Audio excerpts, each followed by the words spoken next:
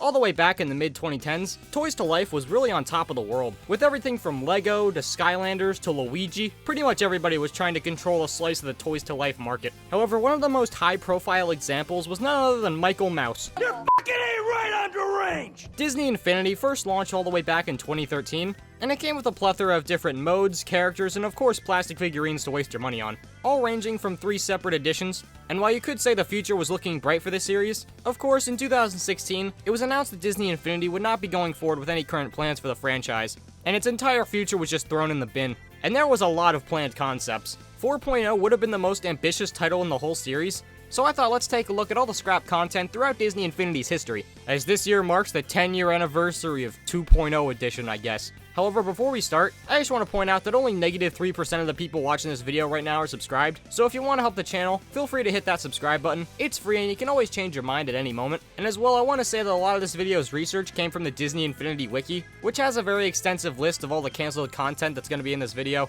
so props to them for that. But before we get really into the depths of Disney Infinity content, I thought why not take a look at the initial concept art for things that actually did come to fruition.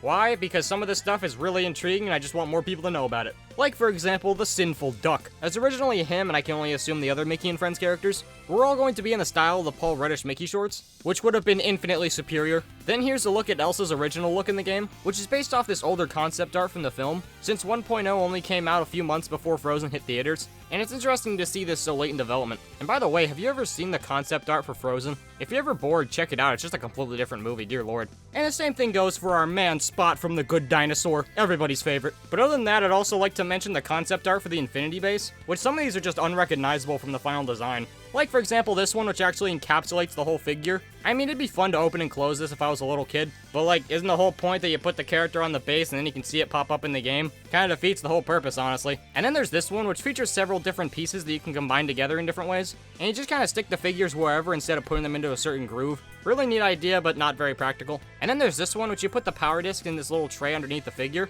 which is an interesting approach, though we inevitably got similar concepts to the one we ended up with. However, one more thing I want to mention here is that they created these hyper-detailed 3D bases which can be themed after different properties. These were in the 2.0 era, and they look absolutely amazing. They showed off this Avengers one, with it based off the Battle of New York, as well as this Frozen one, which includes Elsa's castle in the background, which can light up. I mean, that's just insane. It's honestly kind of surreal when the game looks like this. Now finally moving on to the canceled figures slash playable characters. I'm really only going to be counting characters that were probably playable at one point, since there are so goddamn many characters on this page that are just random NPCs that never really got that far in development. So firstly, let's bring up the most infamous example, Peter Pan. Now Peter here is a very special case, since unlike a lot of the other ones we're going to talk about, he was pretty much entirely done. Like everything from the sculpting to the box to everything in between was entirely finished, and it's been confirmed that he was in the very late stages of prototyping. And because of that, there's a handful of these that actually surfaced online over the years, to which they've sold for ludicrous prices. I mean, if it was a Holly Shiftwell prototype, I'd understand, but Peter f***ing Pan, these are almost definitely just factory rejects. And somehow there's 4 of them on eBay right as I'm speaking these words. So if you ever wanted to drop $300 on Peter Pan, feel free. Moving on though, we've got this entire set of Muppets characters that were planned. It would have included Kermit, Gonzo, Miss Piggy, Animal, and Beaker. These look really nice and translate really well into the game's blocky art style. And while Muppets characters would be featured as costumes and little NPCs in the game, I think it's pretty obvious from this concept art these were very much going to be figures at one point. And this Kermit one just goes hard, I'm gonna be real. Next up though, due to this grainy ass image taken at a retailer, we have confirmation that figures based off of Oz the Great and Powerful were planned at one point. Yeah, remember Oz the Great and Powerful? Now you do, bitch. They were going to make figures based off the Wicked Witch of the West, who actually does have concept art which was finished, as well as Oz himself. We were so close. I'm so bummed these never came out because it would be such a time capsule looking back. Like, I swear to God, I never hear anybody talk about this movie anymore. But it would have been hilarious to be looking through some Disney Infinity lots on Facebook Marketplace and boom, James Franco. Then there's Aurora, who was shown in this extremely crunchy image of concept art. She's shown alongside other characters who actually did make it into the game, as well as some other pieces of art which differ from the final art style, alongside other characters that didn't make the cut like Simba and Prince John. Though it's not really known if any of these 3 were planned, but I think Aurora definitely was, since she was actually in the finished art style. Next up though, we've got who else but our man Sparky from Frankenweenie. You know, that movie that should have never been shown to young children. They were gonna put him in this game with Francesco Bernoulli. However, apparently they ran into the same issue as to why Simba never got included, being the fact that they just couldn't figure out how to do four-legged characters in the game, which in this piece of concept art, you can see him alongside Ham and Bullseye, so it seems to check out. I don't know though, it seems kind of BS. I mean, they added characters with 4 wheels on them like Francesco Bernoulli. But on the topic of this image, we can see other characters like the Lemons from Cars 2, Mirage, Vox's pet shark, the Abominable Snowman, and finally, behold the Underminer! Moving on though, we've got Arlo, and I know we all absolutely adore the good dinosaur, so it's very sad he never came to fruition. And I say that mostly ironically, since this figure honestly goes kinda hard. Say what you want about the good dinosaur, but honestly, I've always liked Arlo's design and how unique it is compared to other dinosaurs. And he translates perfectly into the Disney Infinity art style. Next up, we've got Uzi Dorman. I'm not sure why she was canceled. She would have fit super well. After that, though, we've got a whole bunch of Star Wars characters. Like, for example, Captain Rex, who was going to be based off his Rebels design. And we have images of his 3D model, both with and without his helmet on. TBH, this would have been a pretty big letdown either way. Like, why would they give him his Rebels design instead of the Clone Wars? I know Rebels was new, but, like, come on, this is just cringe. And while we're on the topic of Rebels, there was a Hera figure planned.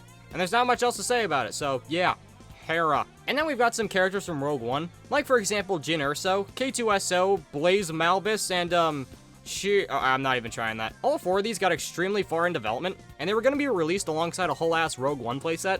However, of course, that never saw the light of day. Then there were figures planned for Beauty and the Beast, not the one you're thinking of though. I mean the live action one with Hermione Granger in it. That would have been such an oddity to have, and I'd love it. I love these random ass live action remakes that had collabs with the game. Doctor Strange was in development when the plug was pulled, which kind of blows because he would have fit right in with the other Marvel characters. Ferb Fletcher was going to be in 1.0, but I guess was scrapped in favor for the Lone Ranger. Jafar was going to be included in 4.0 alongside a whole ass Aloun world we'll get to later.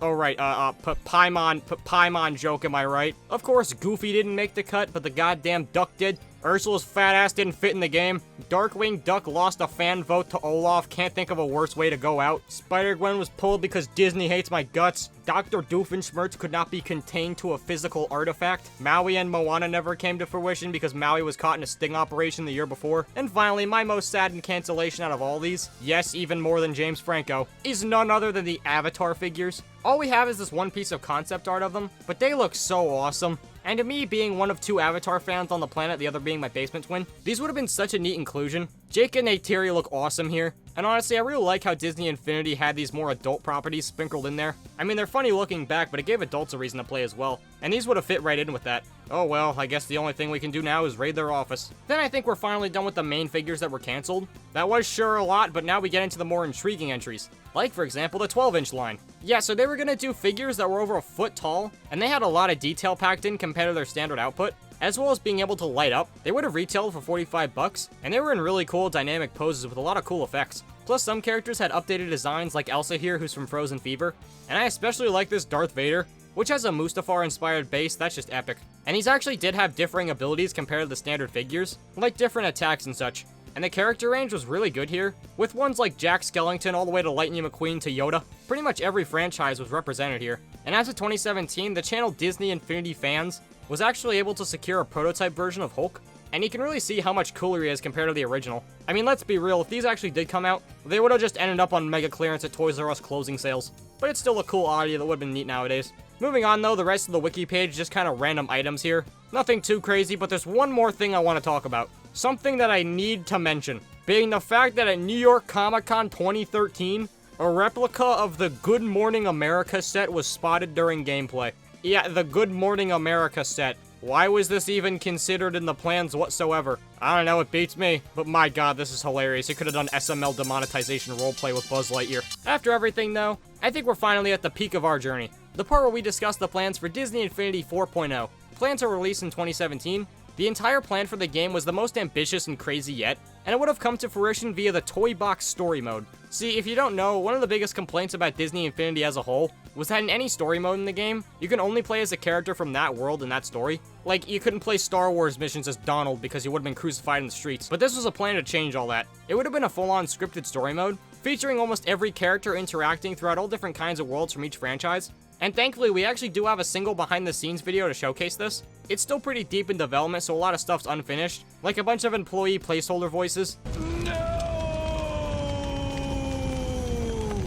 As well as a bunch of incomplete animation. But it features Aladdin, Yoda, and Judy Hopps, as Jafar makes a deal with the Galactic Empire, and is inevitably defeated. It's such a cool thing to go back and see, but unfortunately we never got to witness the full thing. However, we do know a lot of the planned characters and worlds. It would have included things like Cars 3, Coco, Guardians 2, Thor Ragnarok, Dead Man Tell No Tales, and The Last Jedi. Maybe it's a good thing this was cancelled. Out of the sky! But seemingly the biggest and most prioritized role in the whole game was going to be the island of Matanui. I mean, you would have gone up, down, and all around through boats, mountains, and oceans, and all kinds of shit. As well, I found this really funny piece of concept art for Maui as a shark. There is no substance here, I just think this is really funny. As well, they're gonna make an entire animated intro for the game, which would have featured Jiminy Cricket doing a pretty much one-to-one recreation of the intro from Pinocchio, which the entirety of Disney Infinity would be told as a storybook, just like Shrek, or Has Been Hotel, or Shrek 2. And we have this little short test animation that looks rather neat, showing what it could have been like. However, I have saved the best piece of trivia for last. So insane that I had to wash my eyeballs after seeing this. And it is the fact that supposedly Hasbro was in talks with Disney Infinity to oversee designs of their figures. Could you imagine? We could have had even worse paint, worse quality control, and we would have had the figures in boxes you can't see them in, and they come in little Coke bags. This was 2013, this was still the growing pains of Hasbro Marvel Legends. I would be terrified for how they do Disney Infinity. All the female figures would look like this. And there you go. There is a comprehensive recap on most of the canceled stuff for Disney Infinity. I didn't mention everything because there's just a bunch of random ass things that don't really have any merit or reason to talk about them. Like there is an entire description on this wiki page about this unknown yellow car. Like it's a car, dude, chill. But anyway, I hope you all enjoyed. Next video might be another Star Wars one. I have a really good idea that might be pretty funny, but I'm not too sure. Feel free to leave video ideas or thoughts in the comments below. But anyway, subscribe right now or I will not hesitate to authorize use of the Maki Show Disney Infinity figure on your ass.